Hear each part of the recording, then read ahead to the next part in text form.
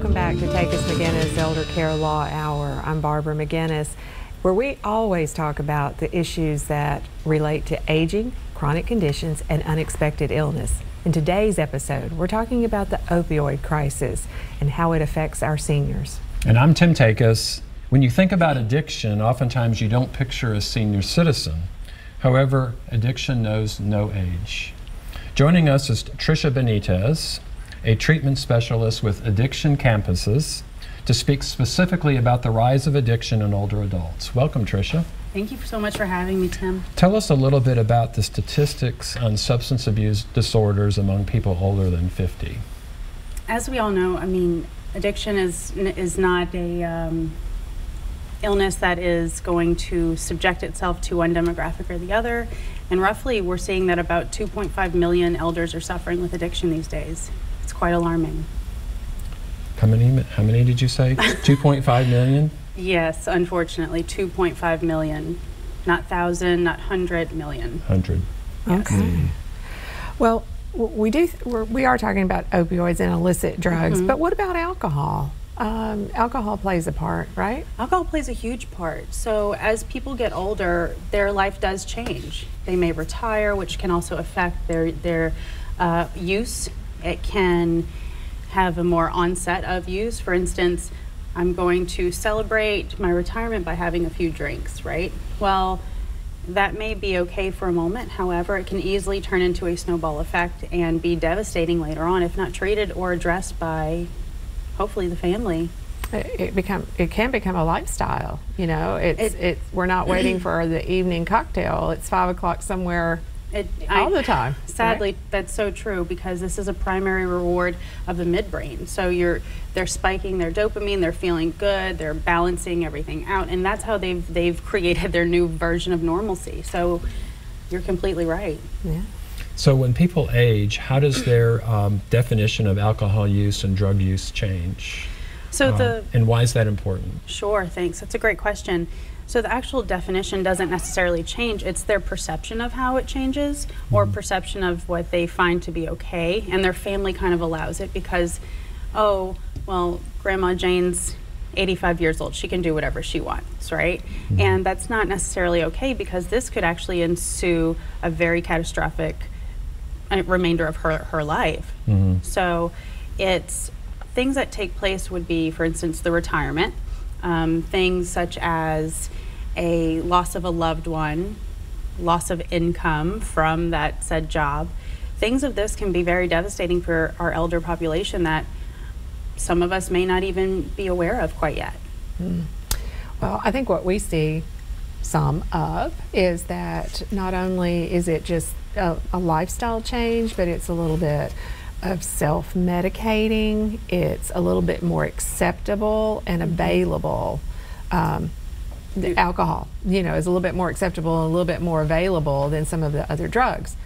But let's talk about some of the other drugs. What about older people and cocaine, marijuana, other illicit drugs? Any statistics on that?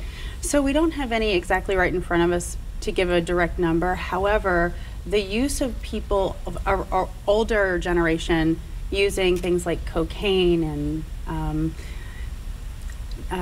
Molly or MDMA, things like that, that's a more rare occasion. Mostly it's the benzodiazepines, it's alcohol, it is opioids because of the chronic pain, the availability of them getting prescribed.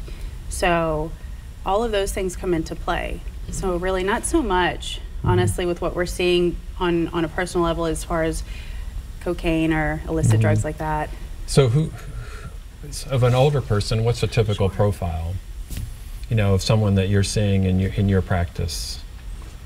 So we get phone calls all the time about people from anywhere from juveniles to our elder, and we take each one of those case by case, right? So not every two people call in with the same problem or the same concerns or the same desires of an outcome, but we have to take those and address them appropriately and help them in best way we can.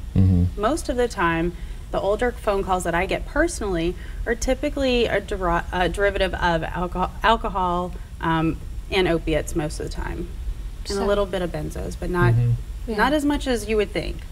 So we're a lot of prescription drug abuse. It's a lot of prescription drug abuse. And I think a big issue with that is that the family may not be educated enough at times to understand how these medications should be dispensed to their loved one, that they need to be out of their reach.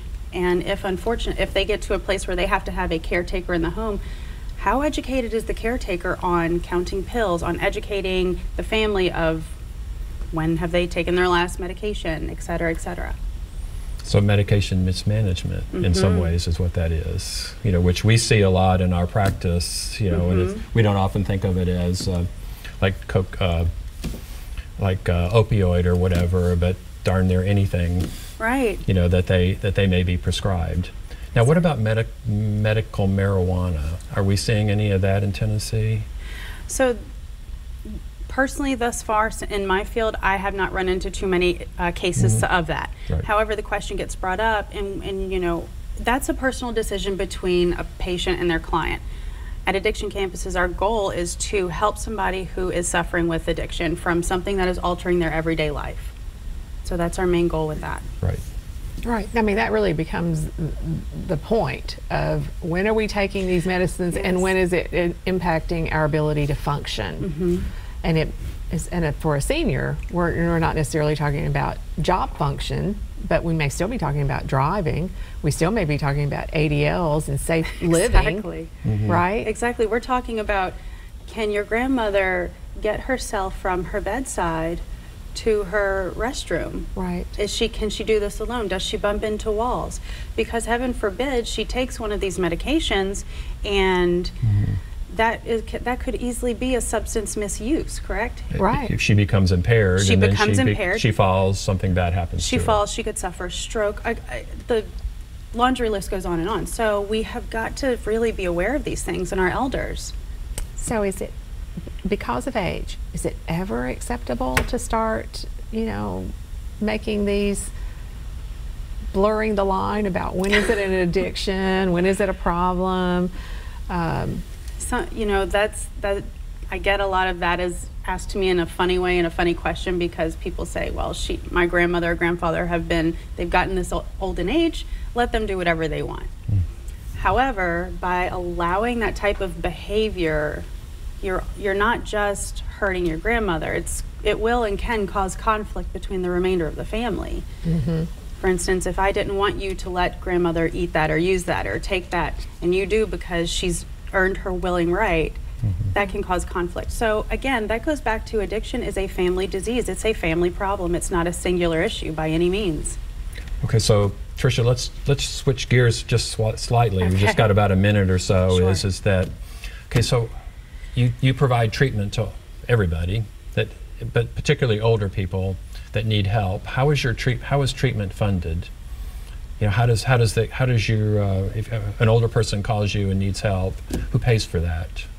Well, when someone calls us, like I said, every call is case by case. Right. And we take that very seriously, and we work with the family, we work with them to find out what are their needs, what treatment modalities do they need.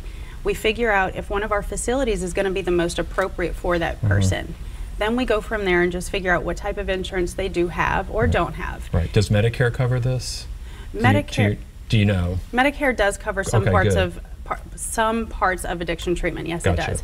So we have to work with the family with insurance. It's a lot of working parts. It's not just a box that you can check and say, perfect, you're in.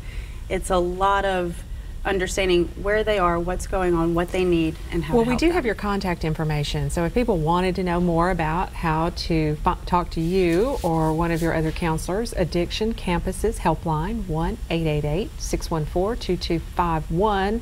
I might need new glasses. And thank you. Thanks for coming. Tricia. Thank you for coming. Thank you both for having us. We're going to talk about prescription safety when we come back. Stay tuned.